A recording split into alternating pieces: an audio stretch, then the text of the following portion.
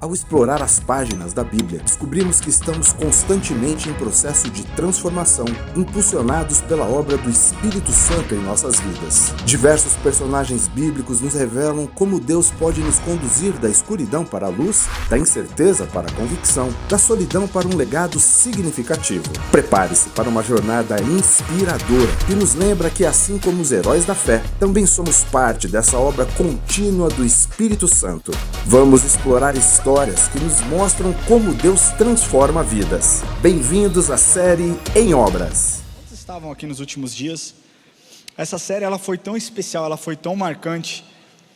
E Deus falou tanto comigo. Para vocês terem uma ideia daquilo que Deus fez nessas últimas semanas, nós tivemos 3 mensagens, essa é a 4ª mensagem dessa série. Para você ver aquilo que Deus fez durante essas semanas, nessas 3 semanas nós tivemos 56 visitantes. Nós tivemos, depois da primeira mensagem que foi sobre Abraão, que nós tivemos o batismo, nós tivemos 24 pessoas que decidiram se batizar na hora do culto. E nós tivemos ao longo dessas 3 semanas, mais de 30 pessoas optando por entregar o coração para Cristo. Glória a Deus, pode aplaudir.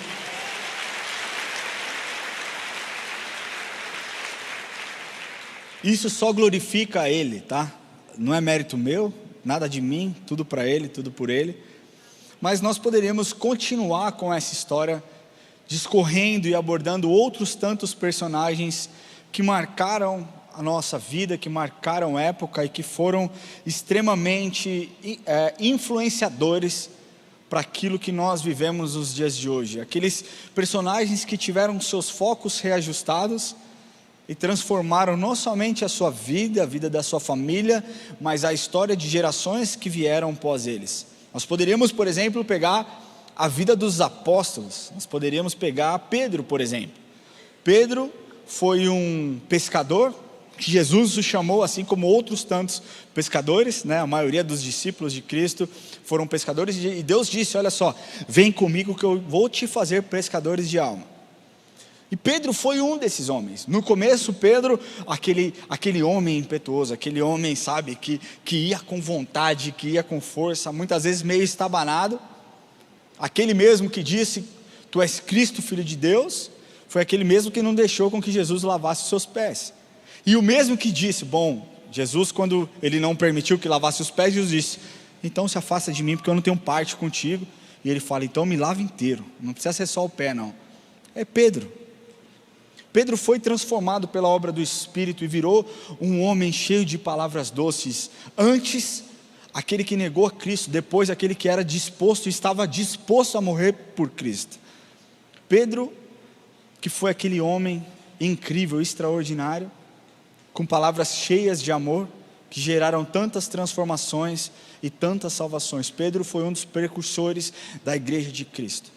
Foi um dos que ajudaram a expandir o seu ministério, o ministério de Jesus até a sua morte, lá por volta do ano de 65, depois de Cristo.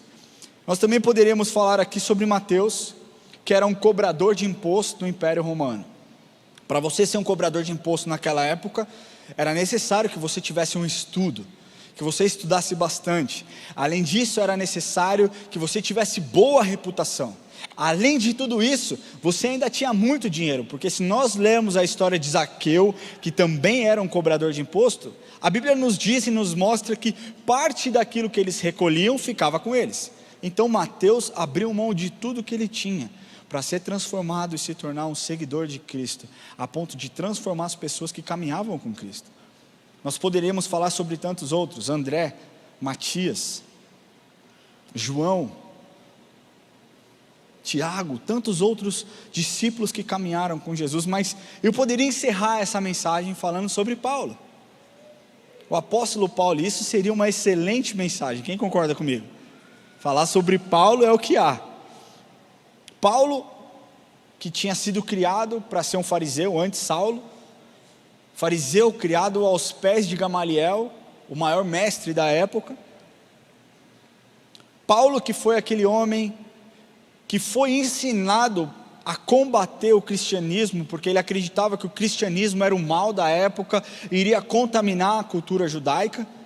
e ele estava pronto, preparado para não somente prender, mas exterminar os cristãos, Paulo foi um homem que, após a obra de Cristo, decidiu morrer por uma verdade que pouco tempo antes ele acreditava ser uma farsa.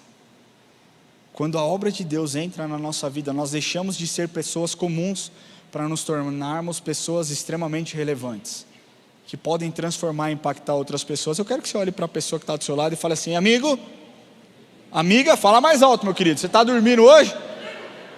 Fala assim: você não é uma pessoa comum, você é uma pessoa relevante, você é uma pessoa extraordinária. E é isso que Deus fez na vida de Paulo. Deus transformou a vida de Paulo em um homem extraordinário. Mas Paulo só se tornou quem foi, porque a obra de Deus na vida dele teve um começo, um meio e um fim. E aqui nós poderíamos abordar tantos outros personagens da Bíblia, tantas outras pessoas que passaram pela nossa história, que foram pessoas moldadas pelo Espírito Santo, pela obra de Deus, e que transformaram não somente a sua época, causaram um grande impacto na sua época, mas que arrastaram. Sabe aquela frase que o exemplo arrasta? É o que nós vivemos hoje um legado de homens e mulheres que realmente foram transformadas pela obra do Espírito de Deus. Nós poderíamos falar sobre Madre Teresa. Nossa, mas ela era católica, e daí? Foi uma mulher incrível, muito mais fervorosa do que muito cristão que frequenta a igreja hoje. Eu vou te falar que, talvez, do que a maioria dos cristãos que frequentam hoje. Uma mulher que transformou a sua época, transformou a história de tantas outras vidas. Nós poderíamos falar sobre Martinho Lutero, nós poderíamos falar sobre Martin Luther King Jr., nós poderíamos falar sobre Gutenberg, nós poderíamos falar sobre Lauren Cunningham. É isso? Falei certo? O criador da Jocum, que faleceu ontem, mas que o seu legado será eterno, perpétuo. Mas o nosso personagem, eu vou mostrar para vocês daqui a pouquinho. Mas antes disso, todas as mensagens que eu preguei, eu trouxe algumas obras aqui, certo? Amém? Vocês estão bem, gente? Vocês estão muito quietos hoje. Prega comigo aqui, amém? Glória a Deus, interage comigo. Vamos mostrar algumas obras aqui, antes de eu divulgar o nosso personagem. Eu quero mostrar algumas coisas para vocês. Eu quero mostrar a primeira imagem. Essa casa, olha só essa construção. Esse edifício, localizado em Praga, na República Tcheca, ele chama a atenção de todos que passam pelo local e de quem vê a foto. Você teria a moral de comprar um apartamento aqui? Sim ou não? É embaçado, né? A inclinação e as curvas dessa construção, elas desafiam a lógica e a física. E ela chama Casa Dançante, isso porque ela foi construída em homenagem aos dançarinos da época. A segunda construção que eu quero mostrar para vocês se chama Centro Luohuo de Saúde Cerebral em Las Vegas. Olha só isso aqui. E o cara, saúde cerebral, o cara com certeza não batia muito bem das ideias para fazer um negócio desse, né? Mas esse é um centro de pesquisa e tratamento de saúde mental, e é um outro projeto dificílimo, que desafia qualquer lógica da engenharia civil. As paredes ondulantes parece que vão desmoronar se você for ver, mas tudo que foi feito nessa construção foi feito de forma proposital. Foi feita de forma premeditada pelo arquiteto. Esse arquiteto chamado Frank Gehry, um arquiteto extremamente renomado mundialmente, com tantas outras obras, inclusive da Casa Dançante, ele foi o cooperador daquele projeto, mas a ideia dele fazer essa obra foi para que essa obra demonstrasse a complexibilidade do cérebro humano. Foi por isso que ele construiu esse centro de estudo e pesquisa da saúde cerebral. E a terceira obra que eu quero mostrar para vocês é essa casa curvada. Essa imagem ela não foi manipulada no Photoshop ou em qualquer outro software de edição, tá? Esse projeto, essa casa, ela foi projetada assim mesmo, com uma estrutura que lembra qualquer tipo de casa normal, só que o aspecto dela parece que é uma casa que está derretendo, na verdade, parece uma casa que está desmoronando. E talvez o que você pense, o que isso tem a ver com os nossos personagens. E eu te respondo já. Porque da mesma forma que essas 3 obras que eu mostrei aqui, elas desafiaram a física, foram construções improváveis, foram construções que geraram muitas dúvidas. Eu imagino o arquiteto mostrando o projeto. Engenheiro, é o seguinte, tem um projeto aqui para você? Aqui, faça. Eu acredito que aquilo deve ter dado um nó na cabeça do engenheiro, que deve ter pensado, você está maluco, cara, você pirou. Mas o nosso personagem também, os nossos personagens também são improváveis. Eles também desafiaram a lógica ao longo da história. Eles também desafiaram o crivo das pessoas, além de terem sido questionados, não na concepção do projeto, mas ao longo da obra, foram questionados e continuam sendo questionados. Hoje o nosso personagem, ele não é alguém conhecido, mas é alguém muito especial. E eu queria que você aplaudisse esse personagem, porque esse personagem é você, sou eu, somos nós. Você é o cliente. E o meu intuito através dessa mensagem é te lembrar de onde você veio. Lembrar de onde Deus te tirou. Quem você era antes da obra dele começar na sua vida. E para que nós possamos sonhar com o futuro, com o legado, nós precisamos olhar para o nosso passado, não como algo pesado. Eu acredito que muitas pessoas têm uma dificuldade muito grande de olhar para o passado e ter um pouco de gratidão. Algumas pessoas que tiveram suas histórias sendo construídas de maneira positiva não têm qualquer dificuldade de olhar para trás e falar, cara, o meu passado me trouxe até aqui. Outras pessoas que tiveram o seu passado marcado por qualquer tipo de dor, qualquer tipo de sofrimento, preferem não olhar para o passado, porque o passado te gera mágoas, te gera dor. Mas nós precisamos olhar não com esse olhar, mas com o olhar de onde nós estávamos, de onde nós estamos, de onde Deus nos tirou, para onde Deus nos colocou no dia de hoje. E eu quero falar sobre a obra que Deus começou na sua vida. E a cada ponto que eu discorrer aqui, eu peço que você faça uma autoanálise, peço que você se avalie, porque hoje nós vamos falar sobre três tempos: sobre o passado, quem você era; sobre o presente, onde você está; e sobre o futuro, para onde você vai. Amém? Glória a Deus. Eu quero que você abra sua Bíblia em Efésios capítulo 2, versículos de 1 a 3, nós vamos ler aqui. O primeiro ponto que nós vamos falar e abordar é o passado. E diz assim, quem já abriu, diga amém. Quem não abriu, diga amém. Então tem bastante gente que não abriu. Efésios 2, versículos de 1 a 3 diz assim: Ele vos deu vida, estando vós mortos nos vossos delitos e pecados, nos quais andastes outrora, segundo o curso deste mundo, segundo o príncipe da potestade do ar, do espírito que agora atua nos filhos da desobediência, entre os quais também todos nós andávamos outrora, segundo as inclinações da nossa carne, fazendo a vontade da carne e dos pensamentos, e éramos por natureza filhos da ira, como também os demais. Bom, quem aqui não comete pecado? Quem aqui não peca? Você pode levantar a mão, que provavelmente você é um anjo. Todos nós pecamos, todos nós cometemos pecado.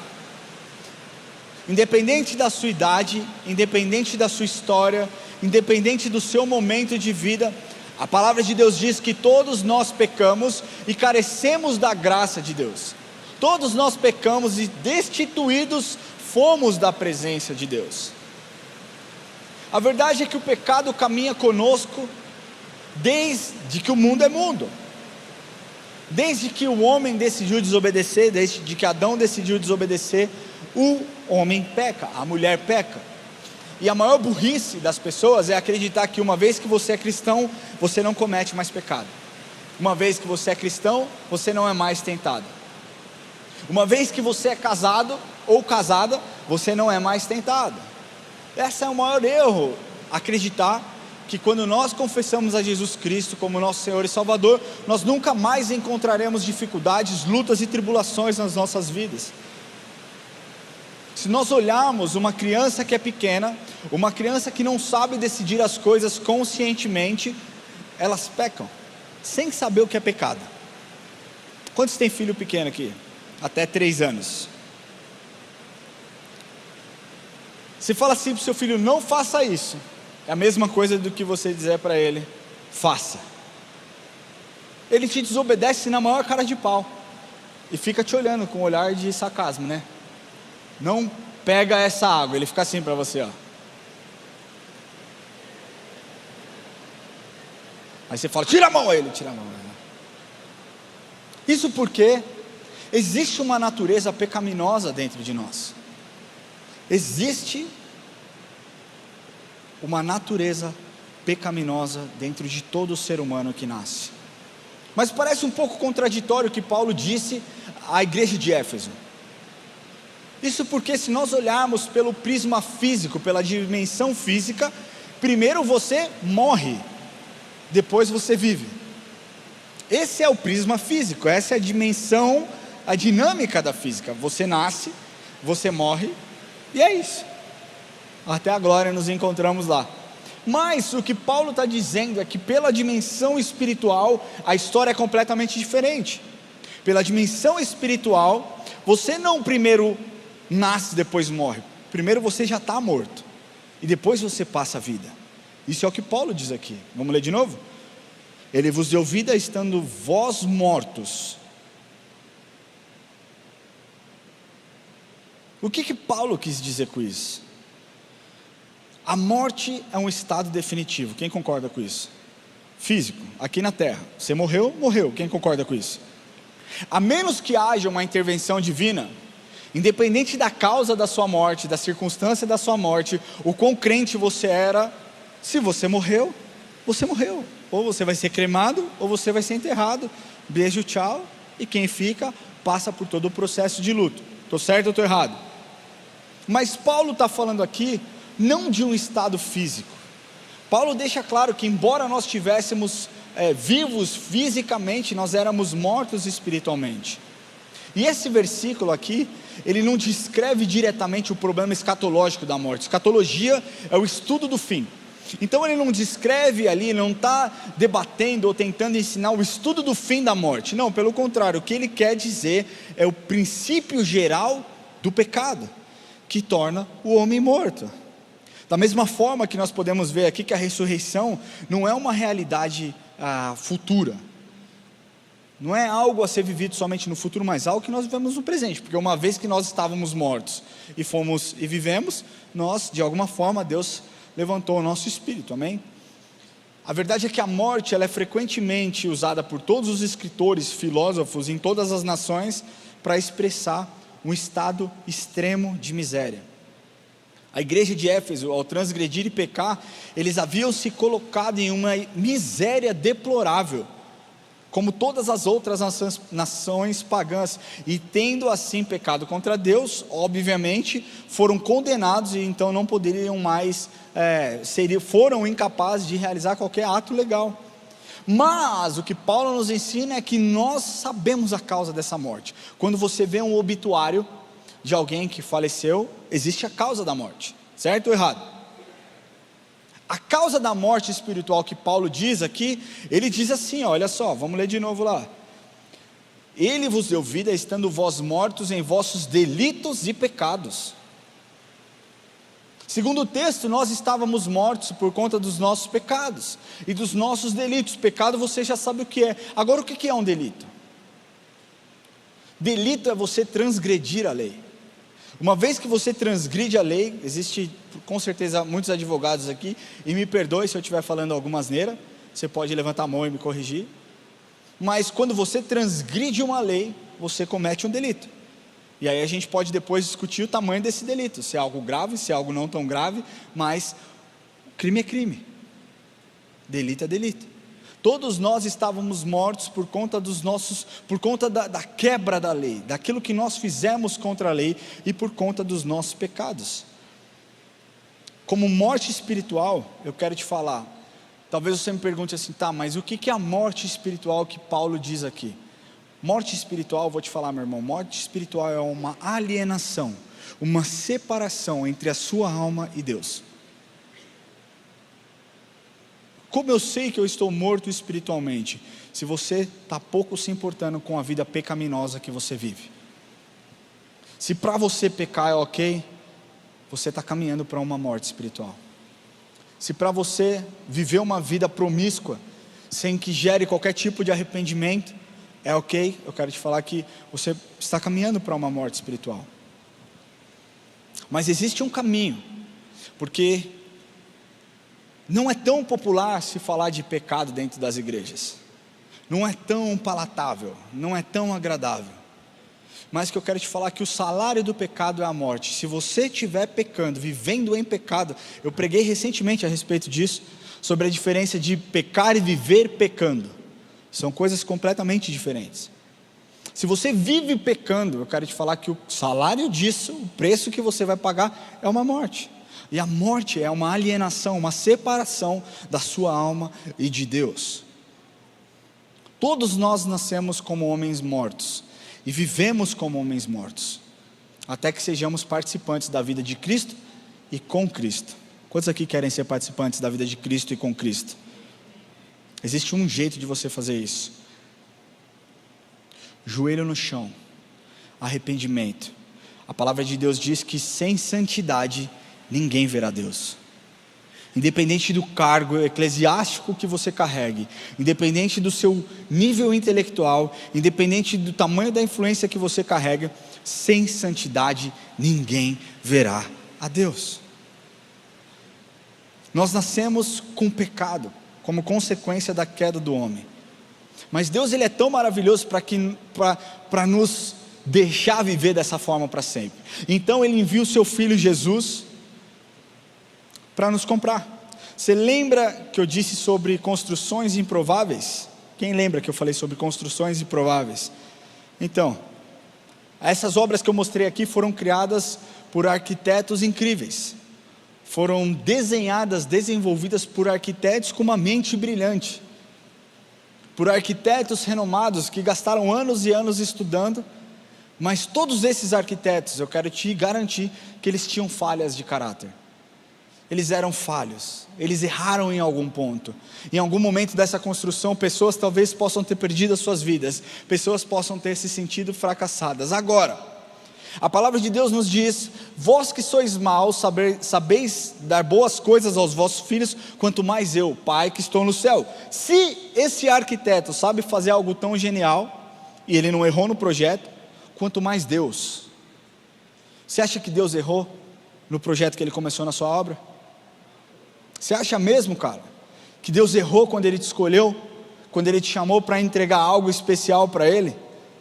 Eu quero te falar que você não foi um erro, você não foi a consequência de um pecado. Muitas pessoas nascem talvez de uma relação de adultério e carregam essa culpa dizendo: eu sou fruto de um erro, eu sou fruto de um pecado. Não, esse era o seu passado. Hoje o seu DNA é filho.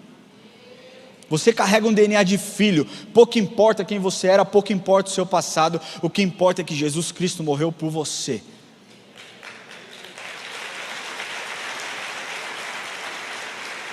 Primeira Pedro 1, 18 e 19 diz assim: sabendo que não foi mediante a coisas corruptíveis, como prata ou ouro, que fostes resgatado do vosso fútil procedimento que vossos pais vos legaram, mas pelo precioso sangue. Ou seja, não foi por dinheiro, não foi por nada, não foi por um legado que seus pais deixaram, foi pelo precioso sangue, como de cordeiro sem defeito e sem mácula, o sangue de Cristo. Deixa eu te falar uma coisa: o seu passado você não consegue mudar. Você não consegue mudar os traumas que você viveu. Você consegue mudar a perspectiva da sua dor e do seu sofrimento.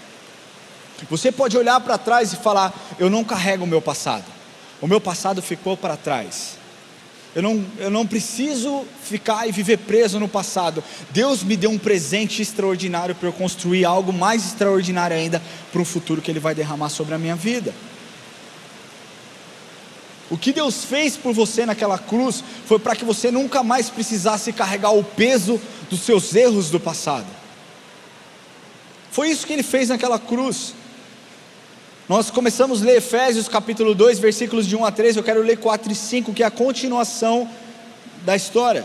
E ele diz assim: mas Deus, sendo rico em misericórdia, por causa do grande amor com que nos amou, estando nós mortos em nossos delitos, nos deu vida juntamente com Cristo. E aí eu quero te falar uma coisa: você não foi salvo pela sua capacidade intelectual, você não foi salvo pelo tamanho da sua influência, você não foi salvo pelo tamanho da empresa que você tem. Ele diz: vós sois salvos pela graça, e graça é favor imerecido. De fato você não merece, eu não mereço, mas Ele quis fazer, aceita de bom grado, meu querido.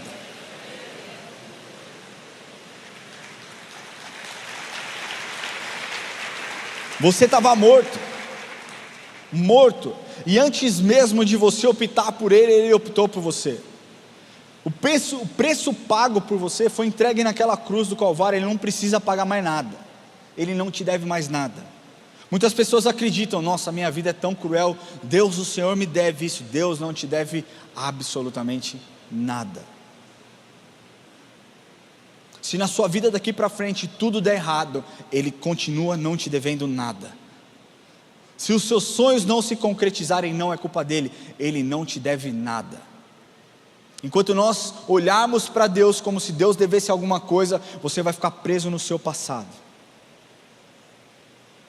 Deus não te deve nada. Mas eu quero te falar que para que você saiba, Deus transformou o passado de Abraão. Abraão foi o nosso primeiro cliente.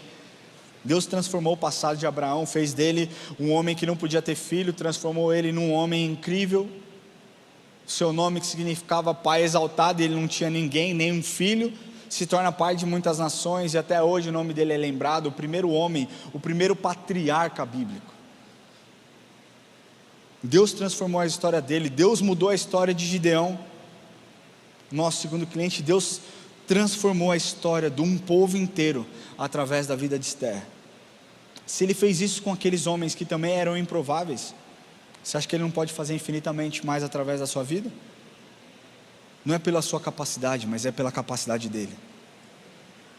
É pela capacidade dEle.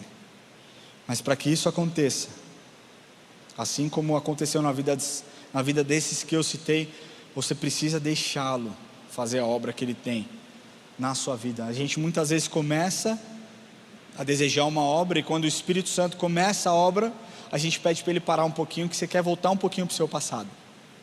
Deus, deixa eu só visitar o meu passado, deixa eu só visitar aquilo que eu fazia, deixa eu só relembrar aqueles momentos gloriosos que eu vivi diante de tantas mulheres.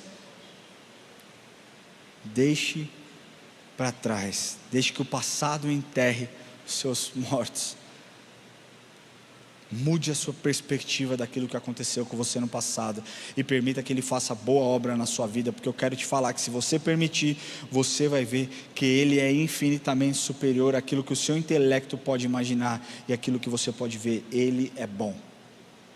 O seu passado pode ter sido ruim, mas Ele é bom. O seu passado pode ter sido um passado de dor, mas Ele é bom. Ele comprou o seu passado para que você nunca mais precisasse viver preso lá. Amém? Segundo o tempo que nós falaremos é sobre o presente. Então nós falamos sobre o passado, vamos falar sobre o presente. E esse é o segundo ponto dessa mensagem. Uma vez que nós entendemos quem nós éramos, onde nós estávamos, e a obra que Ele começou em nossa vida, nós podemos entrar no atual presente momento. Antes de entrar nesse ponto, eu queria pedir que você feche seus olhos um pouquinho, que você faça um exercício comigo. Eu queria pedir que você se lembrasse do dia que você entregou sua vida para Jesus. Quem era você antes desse dia? Quais eram as suas atitudes antes desse dia? Qual era a sua expectativa antes desse dia? O que você buscava? Onde você colocava a sua fé? Quem era você antes desse dia?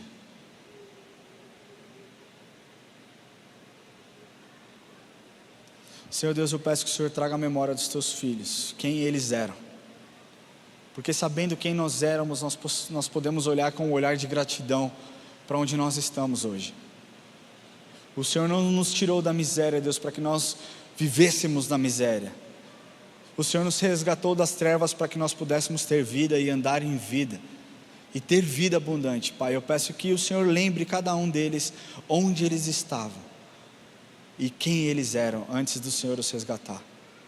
Em nome de Jesus. Quero que você olhe para mim um pouquinho aqui. Quantos aqui acreditam que se você não tivesse Deus na sua vida, você seria feliz? Quantos aqui acreditam que se Deus não tivesse te resgatado naquele dia, você seria uma pessoa completa? Existe alguém que acredita nessa mentira? Levanta a mão aí que eu quero ver. Quantos aqui acreditam que depois desse dia, tudo mudou?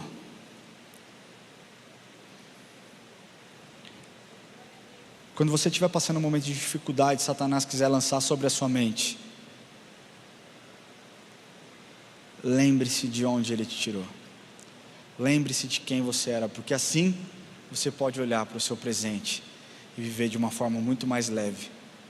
Existe um versículo na Bíblia, já falando do presente, que eu acredito que foi muito banalizado. Nós que somos pastores, nós muitas vezes costumamos usar isso também. Eu costumo usar aqui nesse púlpito, mas eu pensando na profundidade desse texto, que é simples, mas ao mesmo tempo muito profundo, eu cheguei à conclusão de que esse texto ele foi banalizado por algum tempo.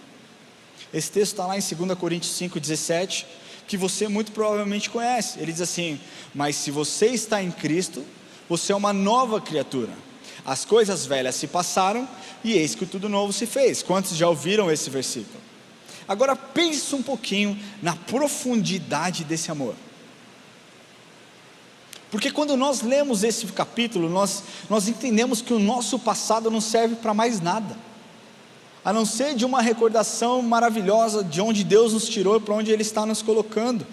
O passado ele não nos define mais, ele não pode nos definir, porque uma vez que nós estamos em Cristo, nós somos nova criatura. Agora, você está em Cristo somente uma vez? Somente quando você está lá e entregou seu coração para Jesus? É uma vez na vida que você está em Cristo? Não. Todas as vezes que nós pecamos, nós começamos essa alienação, essa separação espiritual, nós caminhamos para longe de Cristo.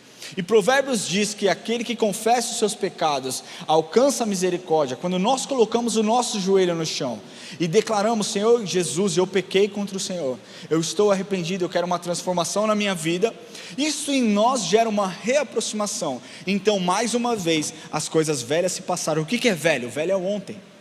O que aconteceu ontem, já está no passado. Então se você pecou ontem e se arrependeu, eu quero te falar que hoje é um novo dia. Quando nós estamos em Cristo, nós somos novas criaturas. As coisas velhas ficaram para trás e eis que tudo novo se fez. E é importante que você entender que você pode até olhar para o seu passado. É importante muitas vezes nós olharmos para o nosso passado, para que nós possamos entender a desgraça que nós vivíamos, onde nós vivíamos, a miséria que nós vivíamos e onde nós estamos agora. Só que sabe qual que é a grande dificuldade que eu percebo nos dias de hoje? As pessoas têm o prazer de viver no passado. Eu estava conversando com um grande amigo meu, irmão do meu coração, e o Lucas estava junto, o Gui também estava junto, e eu falei: cara, só você se vê dessa forma. Eu falei: ninguém te enxerga desse jeito. Você está pegando as histórias do seu passado e colocando como se você fosse essa pessoa. Você não é mais essa pessoa há pelo menos uns 6 anos. Não, mas as pessoas pensam isso de mim. Eu falei: não pensam, cara. Quem pensa isso de você é você mesmo. Enquanto você não transformar sua mente e olhar com outro prisma, de uma outra forma, você vai viver preso no seu passado.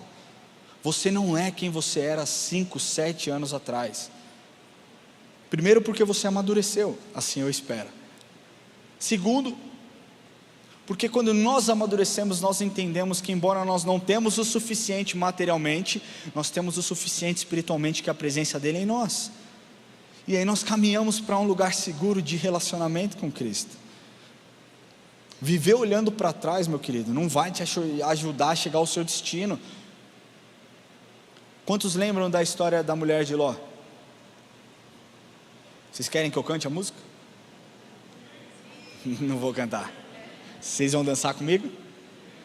Vocês vão dançar? Não. Não, o Gui vai dançar? Misericórdia, melhor não. A mulher de Ló, quando Deus diz vai tirar Ló, usa Abraão e toda aquela situação, aqueles 2 anjos para tirar Ló de Sodoma e Gomorra, ele dá uma ordem só: não olhe para trás, siga para frente, olhe para frente, caminhe para frente. E quando ela olha para trás, ela vira uma estátua de sal. A verdade é que quando nós estamos caminhando rumo ao nosso destino, e nós olhamos para trás, nós perdemos tempo. Quando você está mais preocupado com o seu passado do que com o seu presente, esquece, você não vai ter um futuro promissor. O passado está para trás, o passado a gente não muda. O presente a gente vive para que a gente possa sonhar com um futuro extraordinário.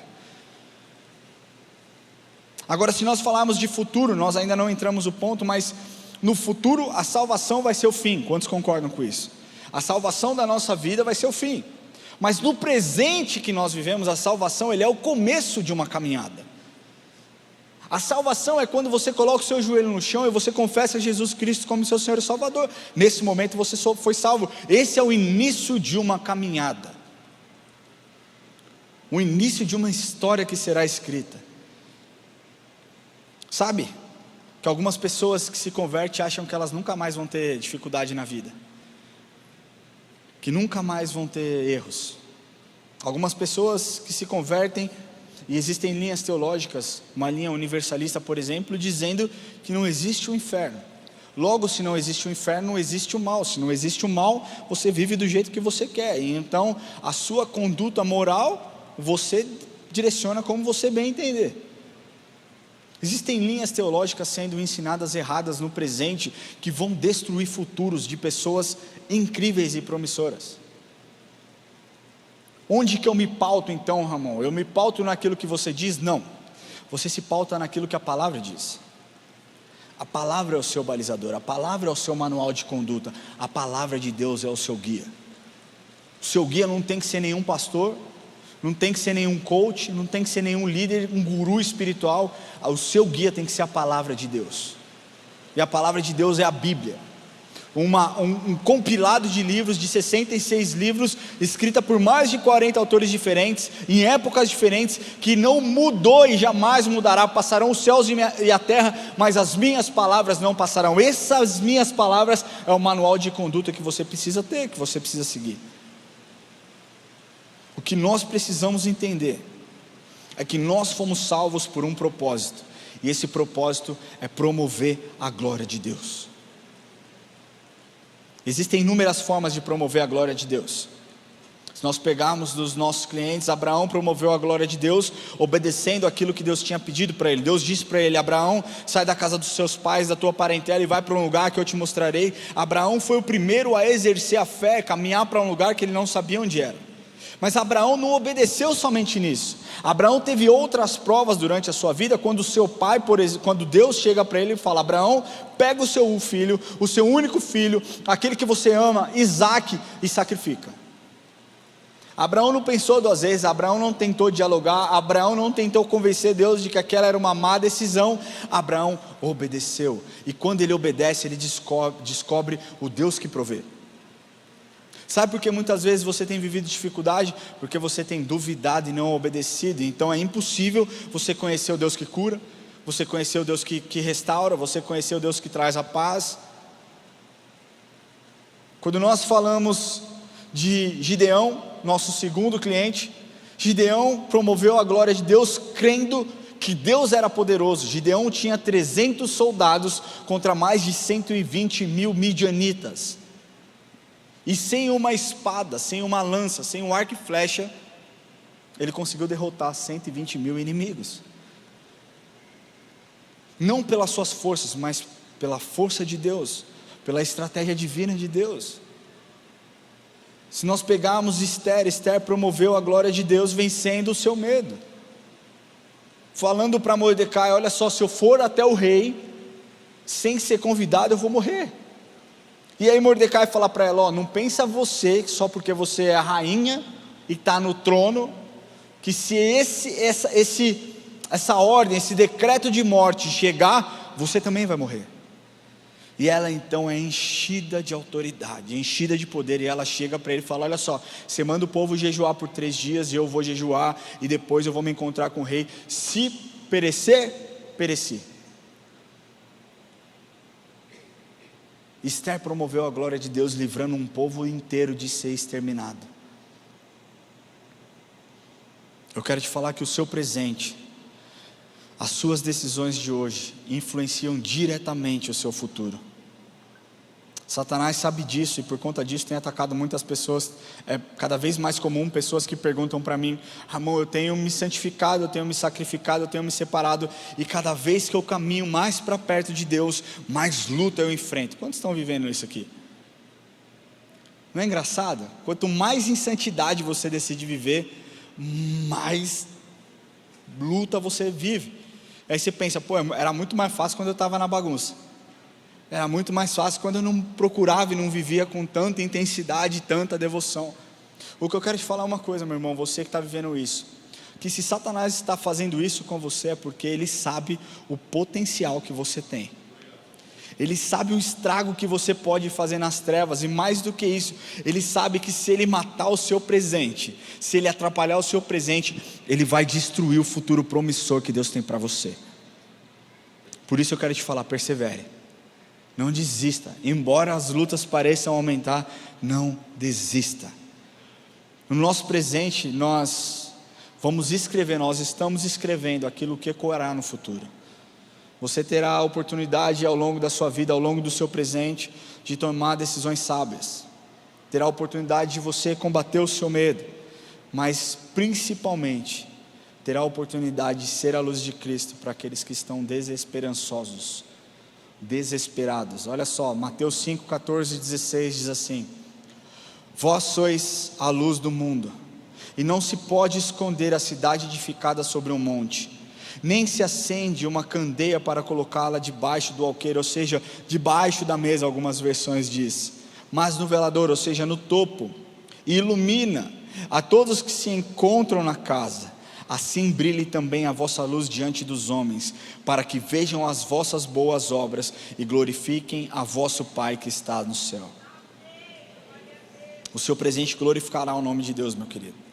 A obra que Ele começou a fazer na sua vida, ela tem um propósito, e você precisa acreditar nisso com todo o seu coração. Talvez você não esteja enxergando. Muitas vezes quando nós estamos no meio do processo, nós não enxergamos. Quantos aqui notaram que a igreja está com um cheiro diferente? Poucas pessoas, né? Pedro, a gente precisa aumentar esse cheiro. Mas a igreja colocou em alguns lugares, aqui é um ambiente muito aberto, a igreja colocou em alguns lugares, alguma entrada, um difusor de cheiro. Nós criamos uma identidade olfativa da nossa igreja, e muitas pessoas entram. Se você vier durante a semana, você vai ver a igreja com um cheiro completamente diferente, muito cheirosa. Eu já não sinto a diferença nenhuma. Eu acredito que o Diego também não sente diferença nenhuma. Sabe por quê? Porque nós estamos aqui todo dia. Nós acostumamos com o cheiro. E talvez você esteja vivendo um tempo onde você está acostumado a acordar, a viver as suas batalhas. Mas quem está de fora, quem está chegando, quem entra na igreja sente um aroma diferente. Por quê? Porque não está no meio do processo.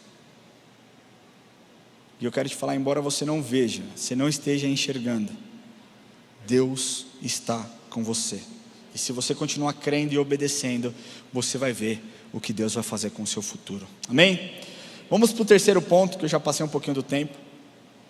O futuro, vamos falar do futuro, esse aqui vai ser bem breve. Futuro quer dizer o tempo que se segue ao presente. Ou seja, um conjunto de fatos relacionado a algo que está por vir. Pensa comigo uma coisa. Imaginemos que nós não temos um fator limitante que seja dinheiro. Você tem quanto dinheiro você quiser para construir o que você quiser, comprar a casa que você quiser. Enfim, pensa que nós estamos nessa situação, tá? Você tem um projeto de uma casa, você tem um terreno. Tem gente dizendo, eu recebo. Eu também recebo. Mas pensa que você tem um projeto da casa, uma casa que você sonhou, que você já tem o arquiteto, que você já tem o terreno, e você desejou, você disse para as pessoas que estavam ao seu lado, em 2025 eu vou estar morando naquela casa. Se você não decidir no presente começar essa obra, em 2025, no futuro você não vai estar lá.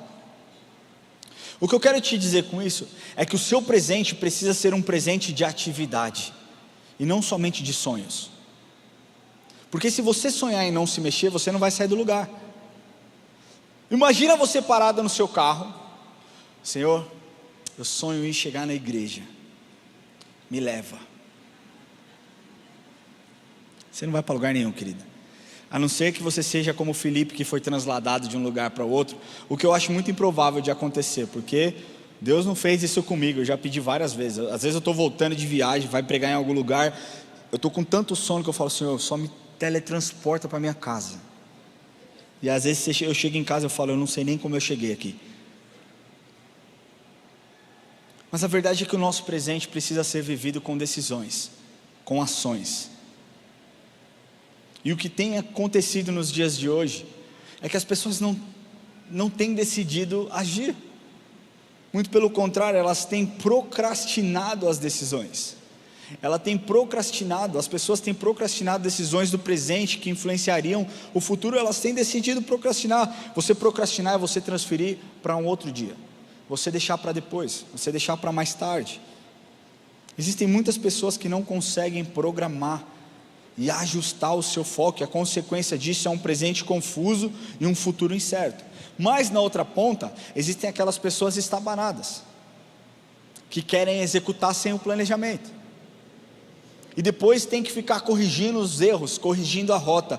Os dois lados, tanto o procrastinador quanto o estabanado, não chegarão a lugar nenhum. Por que eu estou te falando isso? Porque nós vemos em um tempo onde nós jogamos para os ares e cuspimos ao léu, dizendo que nós confiamos que Deus é bom, nós sabemos que a vontade dele é boa, perfeita e agradável. Mas a verdade é que quando o bicho pega, nós arredamos o pé e começamos a questionar: Deus, será que era exatamente dessa forma? Nós programamos o nosso futuro muitas vezes sem perguntar para Deus o que Ele pensa a respeito disso, sem pedir: Deus, será que o Senhor me dá a sua aprovação? Eu não quero ir para esse lugar se o Senhor não estiver comigo. Não, é Deus, eu estou indo para esse lugar, se quiser vir, venha. Se não quiser, fica onde você está. Se eu precisar de ajuda, eu grito, eu recorro ao Senhor. Isso está errado. Porque se você quiser ser o projetista, se você quiser ser o executor, se você quiser ser o decorador, se você quiser ser tudo na sua vida e não der espaço para Ele, você vai ser uma pessoa completamente frustrada. Tiago 4, vou encerrar, mas Tiago 4, 13 a 15 diz assim: atendei agora a vós que dizeis: hoje ou amanhã iremos para a cidade tal e lá passaremos um ano, e negociaremos e teremos lucro. Vós não sabeis o que sucederá amanhã. Que é a vossa vida? Sois apenas como neblina que aparece por um instante e logo se dissipa. Em vez disso, deveis dizer: se o Senhor quiser, não só viveremos, como também faremos isso ou aquilo. Eu quero te falar que o seu futuro vai ser incrível. O que Ele fez no seu passado vai transformar o seu presente para que você tenha um futuro extraordinário. Existe uma frase que todo mundo diz: o futuro a Deus pertence. Quantos já ouviram essa frase? Você mesmo já disse. Quantos já disseram essa frase? O futuro a Deus pertence. Só eu? Ah, obrigado. De fato o futuro a Deus pertence, mas nós somos os responsáveis por construir o nosso futuro. Como? Entregando na mão do melhor arquiteto que já existiu, entregando a nossa vida na mão do único e verdadeiro Deus, entregando na mão daquele que já planejou algo extraordinário.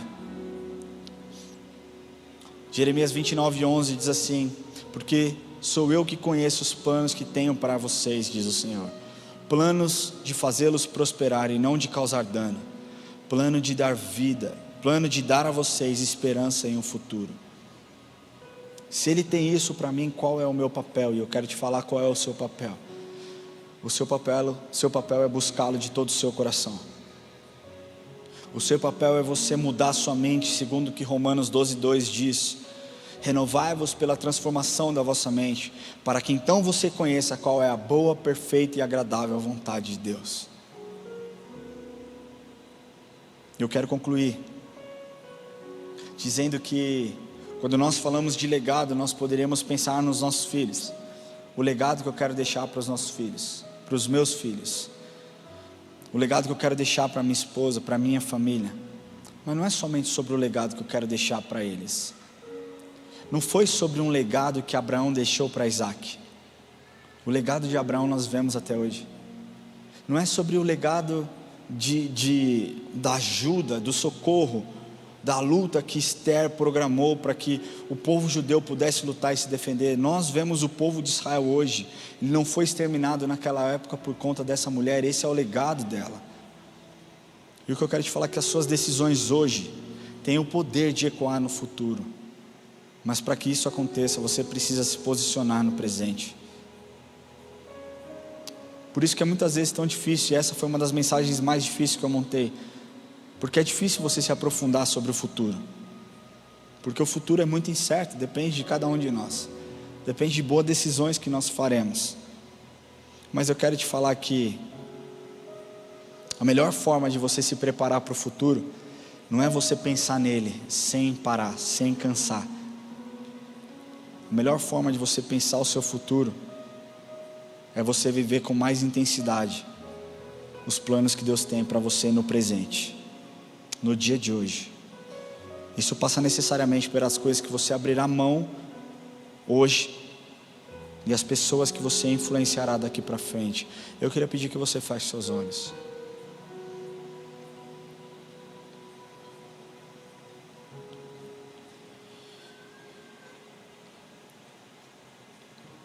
Talvez você tenha entrado aqui hoje e você diga: Ramon, meu passado foi terrível. Eu não sou crente, eu sou de uma outra religião, mas o meu passado foi péssimo, a minha história é péssima. E é impossível que Deus me aceite. É impossível que Deus olhe para mim e enxergue algo bom. Eu quero ler uma coisa para você.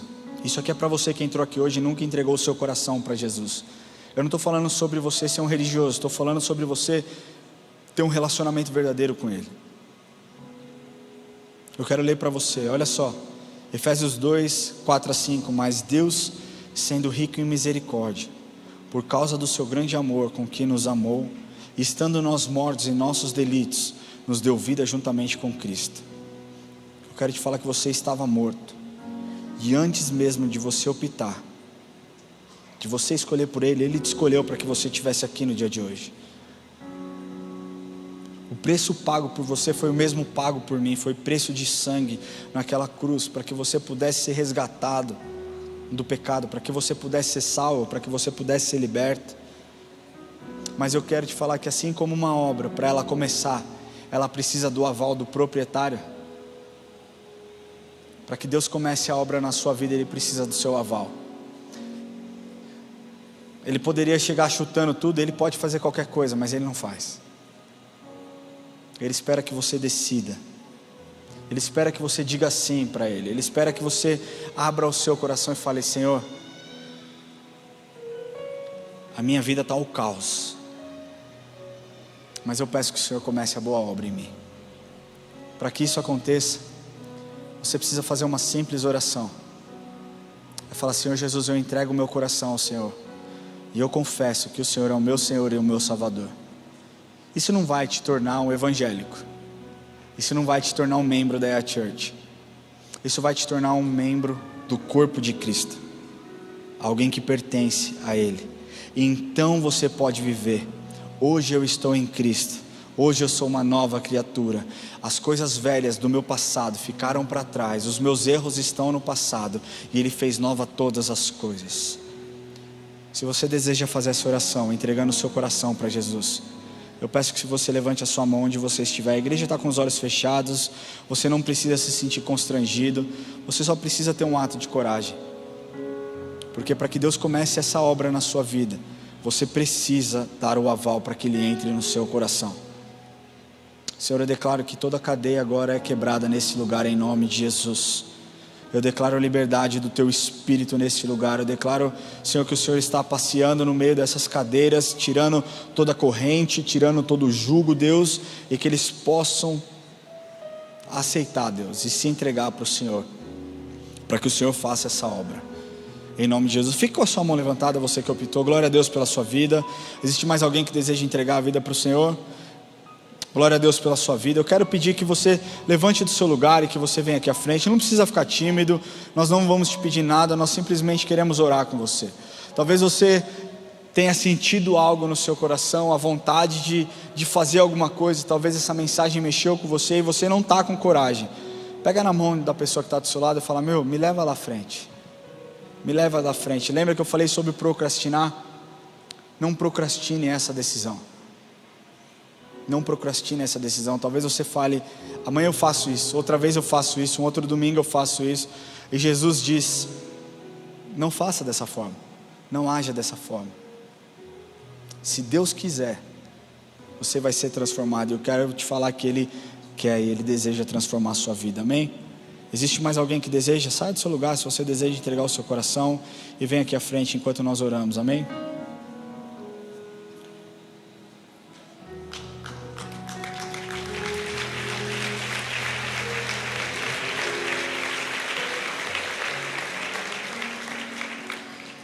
Para você que também está nos assistindo online, eu peço que você que optou, coloque a mão no seu coração onde você estiver. Coloque a mão no seu coração. Como é que você chama? Cleiton. Cleiton, seja muito bem-vindo, irmão. Deus tem uma obra extraordinária na sua vida. Se essa palavra fosse só eu e você aqui, já teria valido a pena. Porque a palavra diz que existe festa no céu. Quando uma ovelha entrega o coração, existe festa no céu. Glória a Deus pela sua decisão, irmão. Que Deus transforme a sua história de uma vez por todas, amém? Coloque a mão no seu coração e ore assim comigo: Senhor Jesus, hoje eu entrego a minha vida em Tuas mãos. Eu peço, Senhor, que o Senhor escreva o meu nome no livro da vida. Eu confesso os meus pecados. Eu declaro que o Senhor é o meu Senhor e o meu Salvador. Em nome de Jesus. Senhor, eu abençoo agora a vida do Cleiton, Pai, e peço que a sua mão poderosa esteja estendida sobre a vida dele. Que o Senhor o guarde, que o Senhor o direcione, que o Teu Espírito faça a obra maravilhosa e extraordinária na vida do Cleiton, Pai, em nome de Jesus. Amém. Cleiton, eu queria pedir que você seguisse os diáconos. Nós simplesmente vamos pegar o seu dado para que nós possamos entrar em contato e saber como nós podemos te servir. Tá bom? Deus abençoe demais a sua vida, irmão.